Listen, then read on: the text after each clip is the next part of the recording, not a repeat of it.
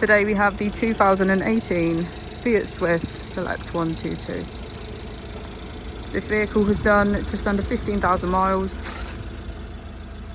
It has a manual transmission and a diesel fuel type. As we step inside, we can get a good view of our kitchen area, complete with our fridge, sink, cooker and oven just below. Next up we have our bathroom with our toilet and shower. Behind me is our double bed,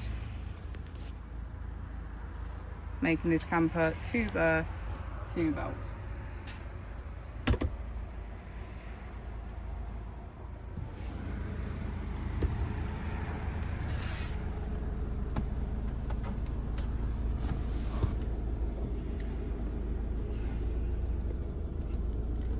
On our screen we can access radio, media, smartphone integration, information and menu.